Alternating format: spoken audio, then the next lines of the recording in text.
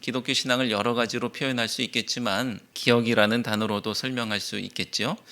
신앙은 기억하는 것이고 기억하는 것이 신앙이라는 겁니다. 기억과는 관계없이 기복만 가지고 하나님 앞에 나아가면 그것을 기독교 신앙이라고 할 수 있을까? 글쎄요. 또 기억과는 관계없이 살려달라고만 한다고 하면 그것을 기독교 신앙이라고 할 수 있을까? 그것도 또한 글쎄입니다.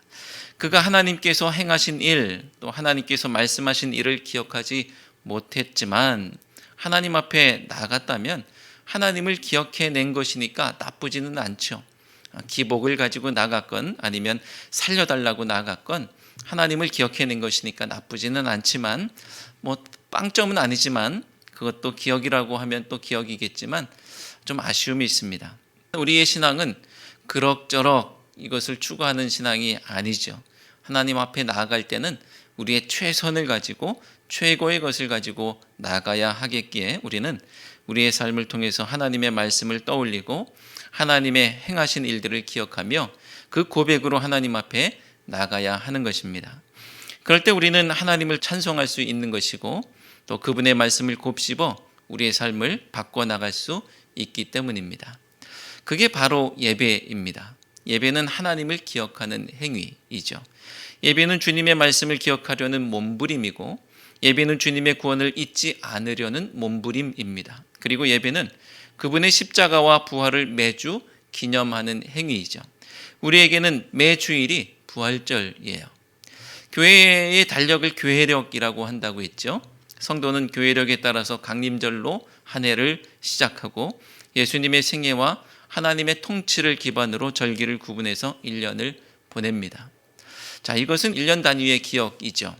교회력과 절기를 통해서 우리는 예수님께서 오셨지, 또 예수님께서 고난당하셨지, 예수님께서 부활하셨지, 예수님께서 이 땅에 놀라운 은혜를 베풀어 주셨지, 성령님께서 강림하셨지, 하나님께서 통치하시지, 또 예수님께서 다시 오실 것이지, 이런 것들을 떠올리는 것이죠. 이렇게 긴 주기를 가지고 하나님의 은혜를 기억합니다. 이렇게 우리의 삶은 기억이 되어야 하는 것이죠. 그것이 주님과 동행하는 길입니다. 기억하지 않고 어떻게 동행할 수 있을까? 그럴 수 없다는 것이죠. 옆에 있지만 동행이라고 하지 않아요. 왜냐하면 서로의 생각이 다르기 때문에 그렇습니다. 우리가 주님의 행하심과 말씀을 기억할 때 그것을 진정한 동행이라고 하는 것이죠. 이런 기억이 없다면 우리의 삶은 어떻게 될까요? 우리의 삶은 브레이크 없는 자동차가 되는 것이죠. 새벽 기도회를 통해서 하루 단위로, 주일 예배를 통해서 일주일 단위로, 그리고 한 달이나 분기 단위로, 또 절기를 통해서 1년 단위로 기억하지 않으면 우리 인생은 그저 앞만 보고 달려가다가 과속과 난폭 운전으로 파국을 맞게 돼 있습니다. 그렇게 브레이크가 걸리지 않았던 인생이 바로 집 나간 탕자, 집 나간 둘째 아들이었죠. 이 둘째 아들은 아버지의 유산을 당겨달라고 했던 사람입니다. 이 아들이 아버지가 죽기를 얼마나 기다렸겠어요. 언제 유산이 올 것인가? 아버지 죽기를 얼마나 기다렸겠습니까? 그래야 자기의 유산을 받아서 마음껏 쓸 테니까 아버지 죽기를 기다려요. 그런데 기다려도 아버지가 돌아가시질 않아요. 그래도 탕자가 착했던 것은 영화 같은 데 보면 아버지가 안 돌아가셔서 유산을 당겨받지 못하니까 죽이기까지 하는데 이 돌아온 둘째 아들은 그래도 그러진 않았으니까 착했다고 해야 될까요? 어쨌거나 기다리지 못해서 아버지에게 유산을 당겨달라고 하는 것입니다. 이 말은 아버지 빨리 돌아가세요라는 말이죠. 아버지의 사랑과 은혜를 기억한다면 아버지가 돌아가시기를 기다리지는 않을 거예요. 더 오래 사시기를 바라겠죠. 아버지가 돌아가시면 다시 없을 그 사랑과 그 은혜를 어디서 받으려고 아버지 돌아가시라고 그렇게 생각하고 말하겠습니까? 그러니 탕자의 모습을 보면 아버지의 사랑과 은혜를 도무지 기억하지 못했던 것이 분명합니다. 교회에서는 기억하는 것이 신앙이라고 한다면 가정에서 기억하는 것은 효심이에요. 기억을 상실했을 때 그는 브레이크 없이 달려갑니다. 그래서 유산을 당겨받고 먼 나라로 떠나버리죠. 먼 나라에서 아버지를 기억한다는 것은 쉽지 않습니다. 그런데 모든 재물을 다 탕진한 후에 그에게 고무적인 일이 생겼습니다. 17절 말씀, 우리 17절 말씀을 함께 읽도록 합니다. 이에 스스로 돌이켜 이르되 내 아버지에게는 양식이 풍족한 품꾼이 얼마나 많은가. 나는 여기서 줄여 죽는구나. 아멘. 기억이 돌아오는 것 같습니다. 이 탕자의 기억이 돌아오고 있습니다. 요즘 신사와 아가씨라는 드라마가 여러 성도님들의 마음을 쫄깃쫄깃하게 하는 것 같습니다. 기억상실이라는 소재는 이 드라마 작가에게 매우 유혹적인 소재인가 봅니다. 그래서 막장이라는 말을 듣더라도 그 소재를 이용해서 이야기를 전개하죠. 작가의 마음대로 주무를 수 있으니까 이 기억상실이라는 것이 얼마나 좋은 소재입니까? 회장님의 기억이 돌아올락 말락, 또 기억이 일부는 돌아왔는데 더 돌아와야 하는 기억이 있습니다. 기억이 다 돌아오면 얼마나 속이 후련할까요? 보는 사람도 그렇고 주변 사람도 그렇고 기억이 돌아오면 속이 후련할 것 같아요. 그 마음이 하나님의 마음이겠죠. 하나님은 우리의 기억이 제발 돌아오기만을 기다리고 계시는 거예요.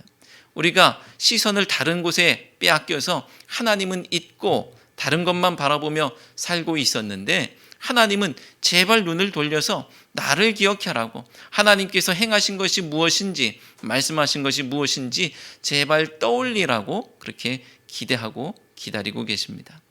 기억을 잊거나 기억이 돌아오는 일은 성경의 주요 소재이자 주제입니다. 하나님은 하나님의 백성들의 기억이 돌아오기만 기다리고 계시는 거예요.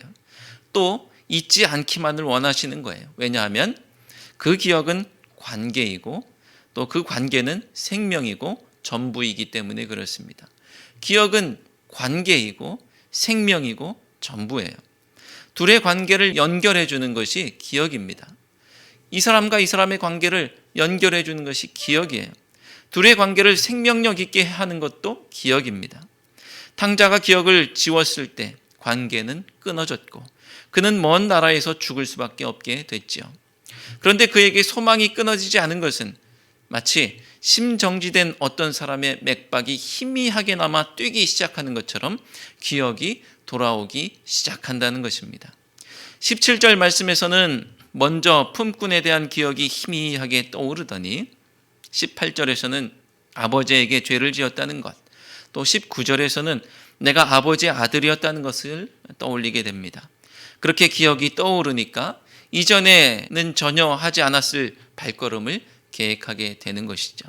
그가 집을 나올 때는 아버지와 영원히 빠이빠이였겠죠. 하지만 기억은 그 어려운 걸음을 떼게 하는 힘이 있지요. 그가 아버지의 사랑과 은혜를 기억하지 못했다면 감히 돌아갈 수 없었을 테지만 그 사랑의 기억에 힘입어서 발걸음을 옮기기 시작합니다. 우리의 믿음의 여정은 이렇듯 기억하고 발걸음을 떼는 것입니다. 잘못을 회개하고 하나님의 은혜를 기억하고 두 손 두 발 든 죄인으로 돌아가기를 주저하지 않는 우리 모두가 되기를 바랍니다. 그 이후의 이야기는 우리가 다 잘 아는 바와 같이 아버지가 이 아들을 맞아 주었다는 것이죠. 말씀을 보면 이 아버지는 이 아들을 잊은 적이 없어요. 늘 기억하고 있었다는 것을 알 수 있습니다. 20절 말씀을 함께 읽도록 합니다. 이에 일어나서 아버지께로 돌아가니라. 아직도 거리가 먼데 아버지가 그를 보고 측은히 여겨 달려가 목을 안고 입을 맞추니. 아멘. 아들이 언제 돌아오나 계속 내다보는 거예요. 아버지는 그렇습니다. 그리고 버선발로 뛰어나가 맞이하는 것입니다. 묻지도 따지지도 않고 아들을 영접합니다. 그래서 기독교 신앙은 내가 예수님을 영접하는 것도 물론 중요하겠지만 하나님께서 나를 영접하시는 것, 하나님께서 나를 영접하시는 것이라는 것을 잊어서는 안 되겠습니다. 우리의 구원이 내가 예수님을 영접해서가 아니라 하나님이 나를 영접하시기에 이루어지는 것이라는 사실을 기억하시기 바랍니다. 아버지는 돌아온 아들에게 가장 좋은 옷을 입히고 또 손에 가락지를 끼우고 발에 신을 신기고 살진 송아지를 잡아서 잔치를 합니다. 어떤 사람이 보면 도대체 배알이 있기는 한 것이냐라고 혀를 찰 정도죠. 아버지의 모습만 보면 마치 이 아들이 과거 시험에 합격이라도 하고 금이 환영한 것 같아요. 마치 올림픽에 나가서 금메달이라도 따고 돌아온 것 같습니다. 이 모습을 보고 누가 감히 세상에 둘도 없는 불효자식이라고 생각할 수 있겠습니까? 이 불효자식이 돌아왔다고 생각할 사람이 누가 있겠어요? 도대체가 아무 일도 없었던 것 같습니다. 왜 그런 것일까요? 아버지가 아들의 지난날의 잘못에 대해서 아무것도 기억하지 않기로 하셨기 때문이에요. 시편 25편 7절 말씀을 함께 읽겠습니다. 여호와여, 내 젊은 시절의 죄와 허물을 기억하지 마시고 주의 인자하심을 따라 주께서 나를 기억하시되 주의 선하심으로 하옵소서. 아멘. 시편 79편 8절 말씀도 함께 읽습니다. 우리 조상들의 죄악을 기억하지 마시고 주의 긍휼로 우리를 속히 영접하소서. 우리가 매우 가련하게 되었나이다. 아멘. 시편 기자의 절규는 우리의 죄악을 기억하지 말아달라는 것입니다.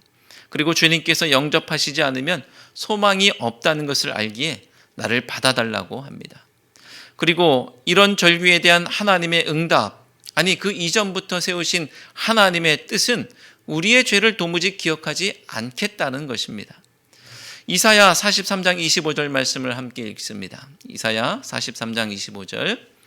나 곧 나는 나를 위하여 내 허물을 도말하는 자니 내 죄를 기억하지 아니하리라. 아멘. 히브리서 8장 12절 말씀도 함께 읽습니다. 내가 그들의 불의를 긍휼히 여기고 그들의 죄를 다시 기억하지 아니하리라 하셨느니라. 아멘. 아버지가 아들의 허물을 기억했다면 어떻게 됐을까요? 철천지 원수를 버선발로 마중 나올 일도 없습니다. 아들이 살아 돌아왔다고 기뻐하지도 않을 거예요. 종으로도 받아줄 일도 없을 겁니다.